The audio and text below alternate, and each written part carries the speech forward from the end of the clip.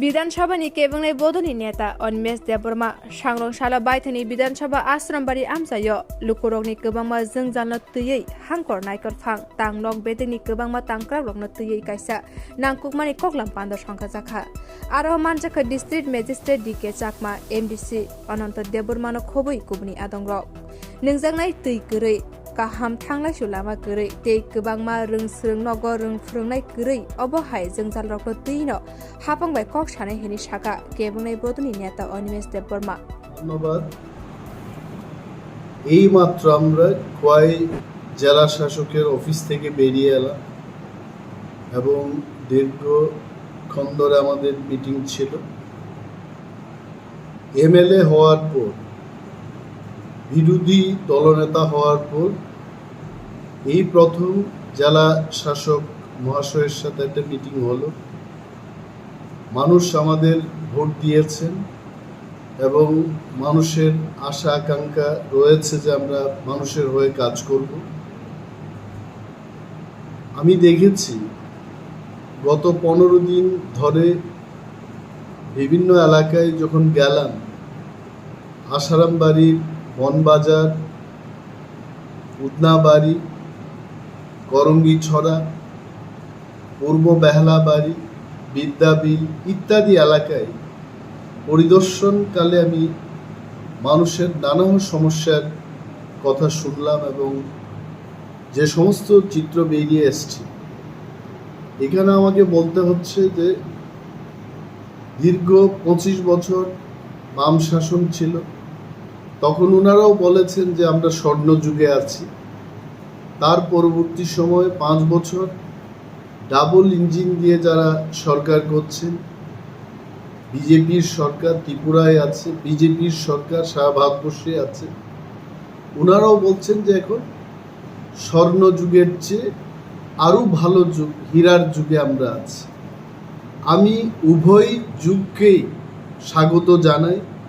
শুভ হোক ওনাদের কথা এবং ওনাদের আশা, ওনাদের প্রত্যাশা।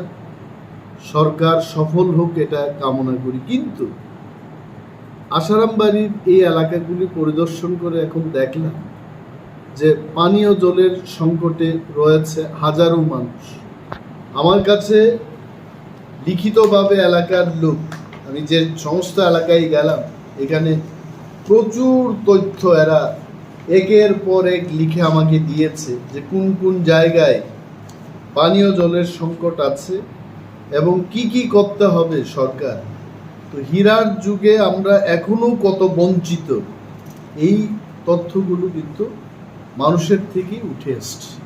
আমি ডিএম সাহেবকে বললাম, এক্সিকিউটিভ ইঞ্জিনিয়ার ডিডাব্লিউএস সেখানে ছিলেন, ওয়াটার রিসোর্সেস ডিপার্টমেন্টের ইঞ্জিনিয়ার মহোদয় ছিলেন এবং ডিএম সাহেব ছিলেন, ডিস্ট্রিক্ট এডুকেশন অফিসার ওএসডি ছিলেন।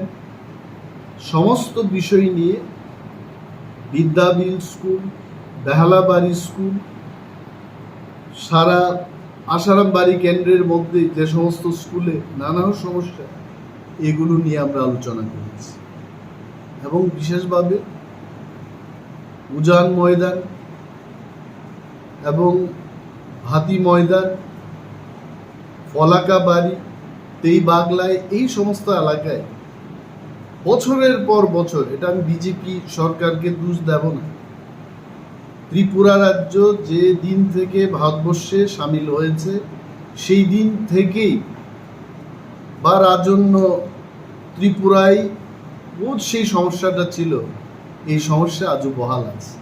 মানুষ পানীয় জলের সংকটে ভুগছে।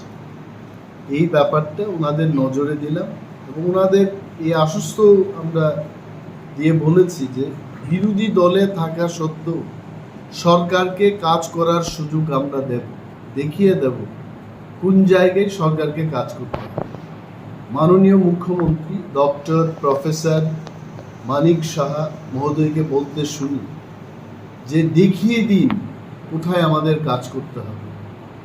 আমরা এই দেখিয়ে দিনের ভারতীয় সিটিজেন হিসেবে, সৈনিক হিসাবে দেশের আমরা মাননীয় মুখ্যমন্ত্রীকে দেখিয়ে দেব যে এই হীরাটা চকচক যেন হয় এবং কোথায় কাজ করতে হবে এটা দেখিয়ে দেব। এবং লিখিতভাবে আজকেও ডিএম সাহেবকে পশ্চিম লক্ষ্মীছড়া ভিলেজ কমিটি এবং বিদ্যাবিল ভিলেজ কমিটিতে DWS, electric department, education department, roads and ব্রিজেসকে কোথায় কোথায় কাজ করতে হবে এটা লিখিতভাবে জমা দিয়েছে।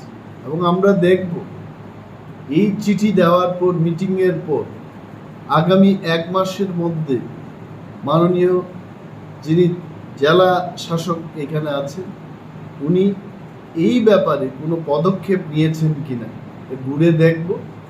এবং ত্রিপুরার মানুষকে আবারও বলবো যে ওনারা কি করেছেন। যদি ভালো কাজ করেন আমরা অবশ্যই ওনাদের ভালোই বলবো, আর যদি না করেন তবে আমরা প্রতিবাদ করব।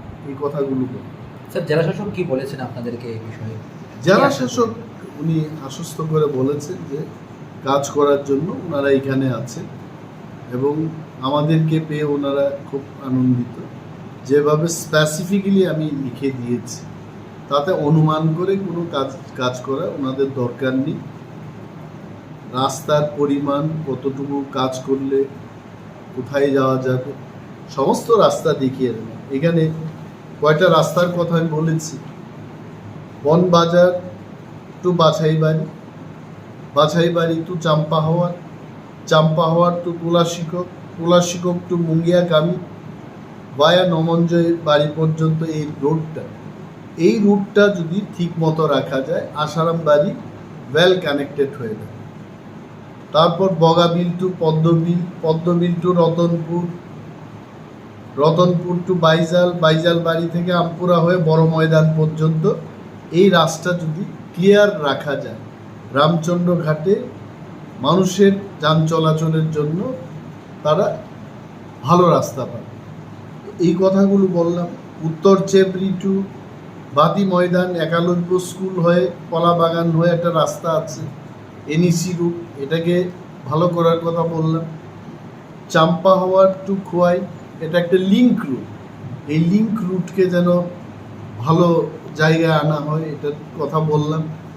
তুলাশিকর চেবরি রাস্তার কথা বললাম। তো ওনারা স্বীকার করেছেন এই রাস্তাগুলো বেহাল পরিস্থিতির মধ্যে আছে এবং ডিএম সাহেব যিনি এক্সিকিউটিভ ইঞ্জিনিয়ার ছিলেন ওনার দৃষ্টি আকর্ষণ করে উনি নির্দেশও দিয়েছেন যে এই কাজগুলো যেন। এবং সরকার যেহেতু ডাবল ইঞ্জিনিয়ার সরকার, টাকার তো কোনো অভাব, ঋণ নিয়েই হোক দেশের অর্থ দপ্তরেরই হোক টাকা তো আসছে ত্রিপুরায় এবং এই টাকাগুলো যেন জনগণের স্বার্থে খরচ হয় সেই বিষয় নিয়ে আমরা আলোচনা করেছি। এবং আমরা দেখব 1 মাস আমরা দেখব যে কাজের কথা আমরা বলেছি এটা যদি না হয় তবে আমরা আবারও সরকারের প্রতি দাবি তুলব, আওয়াজ তুলব, প্রতিবাদ করব। এখন আমরা সহযোগিতার হাত বাড়িয়ে তাদেরকে বলেছি যে আপনারা এটা করুন, আমরা আছি, যদি না করে প্রতিবাদ হবে। Thank you.